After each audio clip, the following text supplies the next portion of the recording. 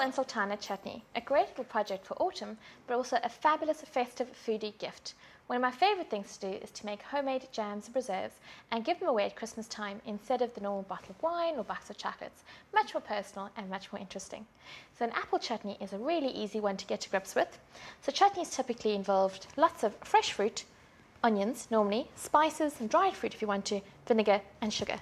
So to start off with, we're going to pop all our dried spices into a pot.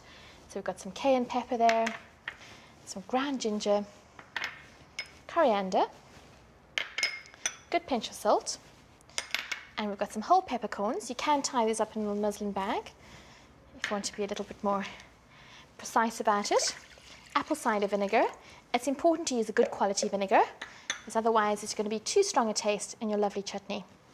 So the first step is to dissolve your caster sugar in with the vinegar and the spices and get a wonderful aroma and smell. So it's a good idea to do this so that everything is the right texture, it's not too granular. So give it a gentle stir. It's already smelling amazing. And while that is busy simmering away, just dissolving into the vinegar, I am going to peel, core and chop up some Bramley apples. You can use any sort of eating apple, you know, red ones, green ones. These happen to be cooking apples, which are known as Bramley cooking apples. They turn brown very, very quickly, so make sure you work very quickly with them. So I'm first just going to peel them. You can, if you're used to doing it, just use a sharp little knife and freehand peel them.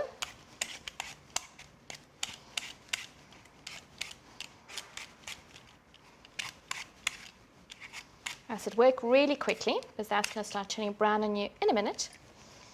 And then next step, this is a old-fashioned corer. That's a bit of fun. And just twist it out and the core is going to come out for you. So just carry on with the balance of the apples, and as I said, move really quickly and straight into the chutney. In they go. Now cooking apples really cook down to quite a soft texture. Another reason why we have our sultanas in, and our onion to give it a little bit of texture and also extra flavour. So you're going to bring this up to the boil, then reduce it down to a simmer, and that's going to cook for about an hour and a half to 2 hours until it's a nice, soft, thick, syrupy consistency, and then we're going to bottle it in our Kilner jar. My apple and sultana chutney has been bubbling away for about an hour and a half, and you'll see it's reduced right down, it's thick, and it's syrupy and it's glassy. So it's time for us to bottle it. So some tips on bottling jams and chutneys. First, you need to sterilize your jars. That means that no bacteria will be present and your chutney or jam will last for a really, really long time. So the best way to do that is to either buy yourself some nice Kilner jars like this one, which is a lovely old-fashioned way to present it, especially for Christmas. It's a Christmas festive foodie gift. Or use your leftover jam jars or chutney jars. Just make sure there's no dings in the lid, because if air gets in, it's going to go off. Wash them really, really well in hot soapy water, and then pop them into an oven at 150 degrees for about 10 minutes. If you've got a rubber seal in your Kilner jar, make sure you just pop that off to begin with. So your Kilner jar or your jam jar must be piping hot, and your chutney must be piping hot when you bottle it. This means we'll form a nice vacuum and seal, and it's going to stay fresh for a really, really long time.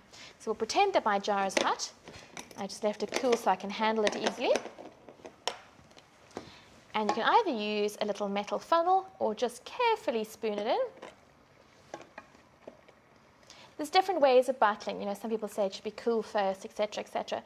I find this is the most effective way to bottle a chutney. Pop your lid on, whether it's a Kilner jar or a regular metal lid. Click it closed, and away you go. Let it cool down, and then put on your nice decorative label. So there we go.